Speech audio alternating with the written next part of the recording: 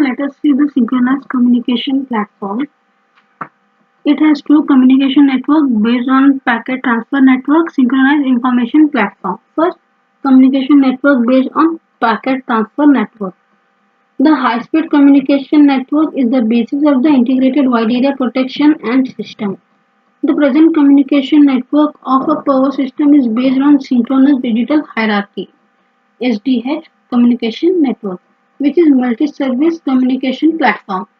The advantages of this SDH are high efficiency, low latency and high reliability, but it also causes many problems including poor flexibility and low bearing efficiency of the data service implementation. The advanced ESDH optical fiber self-healing ring network can usually meet the demands for network communication in real time and dependability.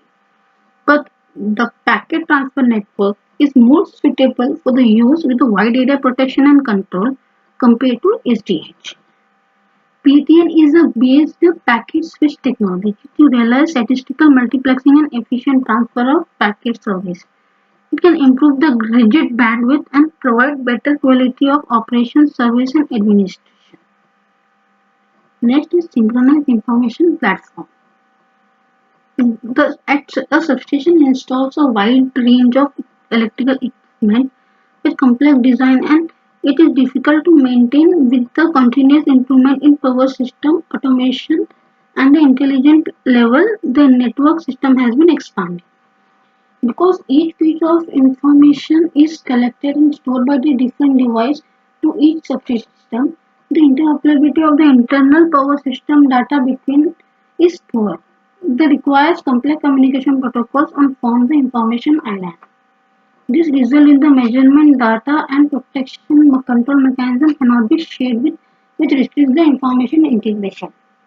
The protection and control of the smart grid has requirement to deal with the demand for new situation of the application. Further improving of the information platform capabilities for the future rapid development provide key technologies, making the information platform system more open. The real system synchronized platform accurately collects wide area information. The platform sets of data that needs to be transferred, and then their transferring speed depend on application. For example, slow for contingency analysis, near real time for monitoring, and real time for control, and speed for high wide area protection. On the other hand, the information is stored in hierarchical manner instead of centralized one, which is compromise of hierarchical protection and control system. Based on the synchronized information platform, a distributed information system is designed to support the integrated wide area protection and control. These functions, based on regional sharing information, include the wide area fault line selection, wide area fault location, power quality monitoring, etc. The extended function can be realized to improve system management, including the life cycle and operation management and the equipment monitoring. Next, we shall study about the development trends of integrated wide area protection and control. Based on synchronized information platform, the more advanced application of integrated wide area protection for system can be implemented. The key technologies are which include network topology analysis, wide area backup protection, wide area load shedding, wide area auto switching, intelligent recloser, transmission section protection, overload cutoff and transfer, intelligent system splitting, dynamic stability control. These are the key technologies for in the development trends of integrated wide area protection and control. Now let us see one by one about this. Network topology and analysis, network topology analysis and application. Network topology analysis is one of the functions of the system protection. It is also core of the energy management system of the power grid.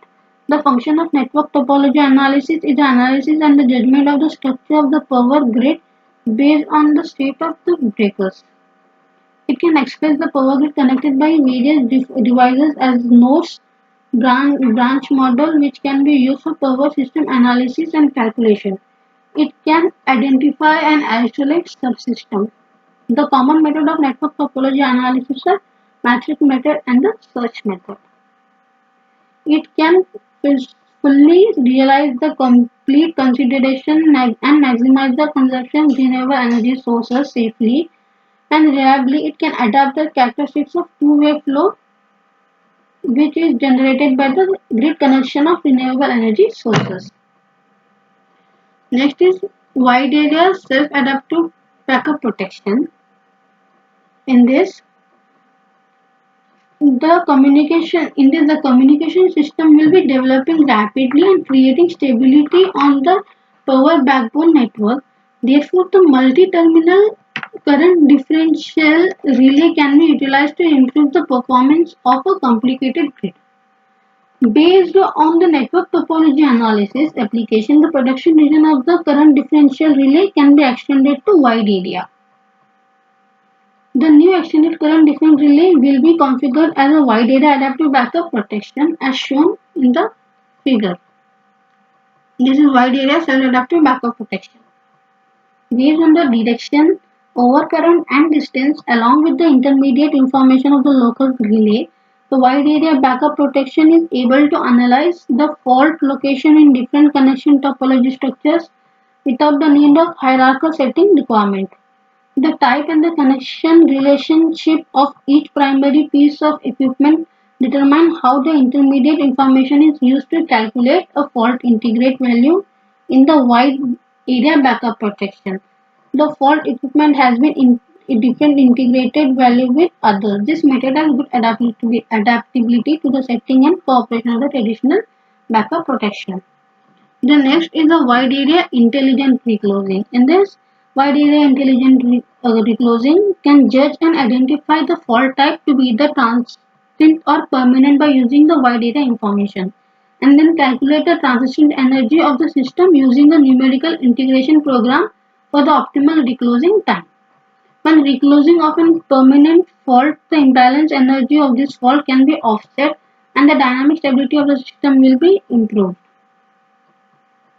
When the optimal reclosing time is used on a single phase, reclosing and transition stability limit of the corresponding fault can be improved about 5 to 11%. And for the three phase reclosing, this number will be larger. Moreover, when the reclosing on a permanent fault, the imbalance energy of this fault can be offset and the dynamic stability of the system will be improved.